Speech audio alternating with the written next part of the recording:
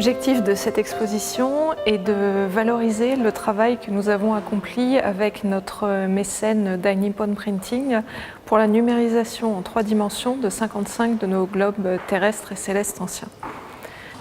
Depuis plusieurs années, nous avions en tête le projet de numériser en 3 dimensions nos globes, qui ne sont pas toujours faciles à conserver ou à communiquer. Et Dai Nippon Printing, qui travaille depuis une dizaine d'années déjà avec le musée du Louvre, s'est proposé pour réaliser un mécénat de compétences sur nos globes anciens. Alors, l'exposition de Paris est une déclinaison d'une autre exposition que nous avons organisée chez Dai Nippon Printing à Tokyo et pour laquelle nous avons développé avec nos partenaires japonais de nombreux dispositifs innovants de médiation de nos collections. À Paris, nous avons choisi d'adapter 2 types de dispositifs. Des écrans interactifs qui accompagnent les globes exposés, sur lesquels il est possible de manipuler, de zoomer et de découvrir des informations sur les globes exposés. Et puis 3 grands écrans interactifs qui permettent de découvrir les 55 globes qui ont été numérisés dans une approche de collection comme dans une approche thématique.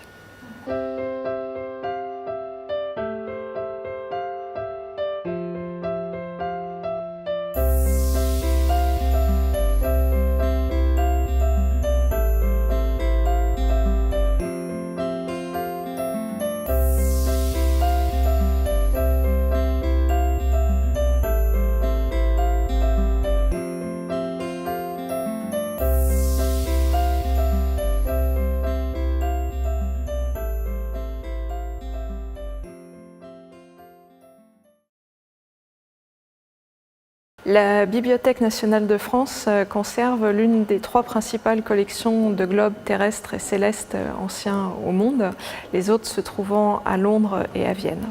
Nous conservons à peu près 200 globes antérieurs au XXe siècle. Parmi ceux-ci, nous en avons choisi 55 qui ont été numérisés en 3 dimensions et parmi ceux-ci, 6 sont exposés dans cette galerie.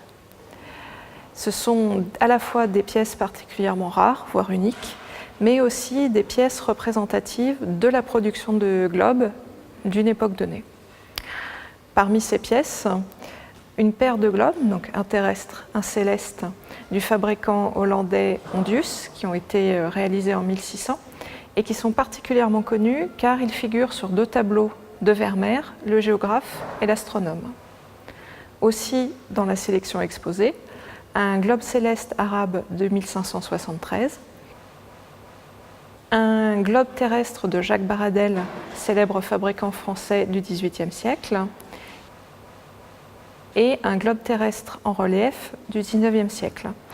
Et le clou le plus connu de notre exposition, un facsimilé du XIXe siècle du célèbre globe de Martin Behaim, réalisé en 1492, juste avant la découverte de l'Amérique par Colomb.